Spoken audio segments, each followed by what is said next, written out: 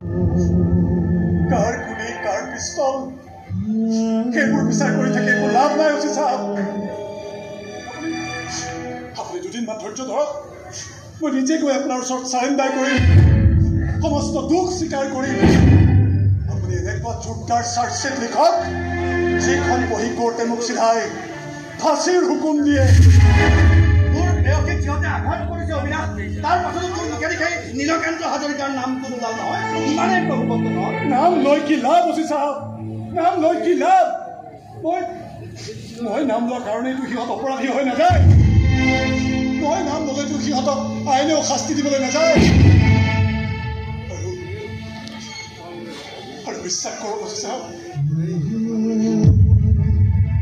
কাৰোবাক শাস্তি দিয়া, কাৰোবাক প্ৰতিশোধ লোৱা, এইবোৰ চিন্তা কৰিব পৰা অৱস্থাত বৰ্তমান মই নাই।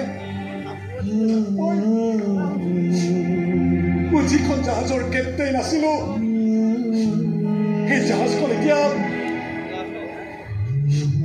ডুবু অৱস্থাত। এই জাহাজখন ৰক্ষা কৰাটোৱে মোৰ প্ৰধান লক্ষ্য। বাকী চব বাদ। কিন্তু ই নাযায়।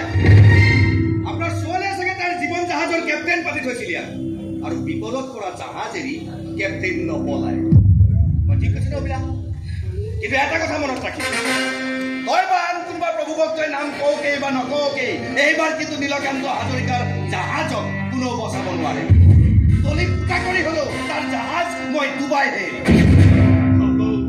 আকৌ তাকেই নহয়, এই আৱৰ্জনা বৰগুণি ডাষ্টবিনত পেলাই থোৱা কাৰণে আৰু বেলেগৰ জীৱন কাৰোৱেই লেতেৰা হ'ব নোৱাৰে।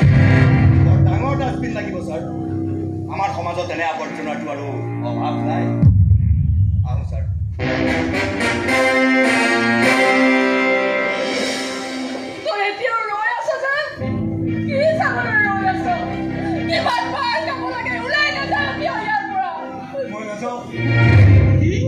মই নাযাওঁ খুৰাদেউ। মৌচুমীয়ে গান গাব নোৱাৰালৈকে মই তাইৰ কাষৰ পৰা আঁতৰি নাযাওঁ। মুখে মাত পাতিবলৈ ছোৱালীজনীয়ে তাই কেনেকৈ গান গাব? তাই ডাক্তৰে কৈছে নহয়, চেষ্টা কৰি থাকিলে দুই এটা শব্দ ওলাব।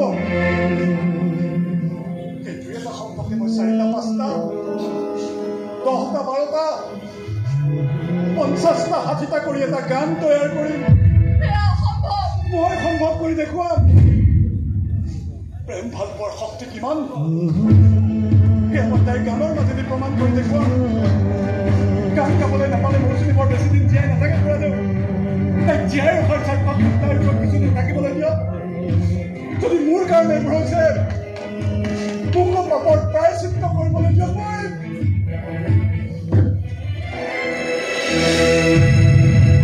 মই আপোনাৰ ওচৰত ভিক্ষা খুজিছো।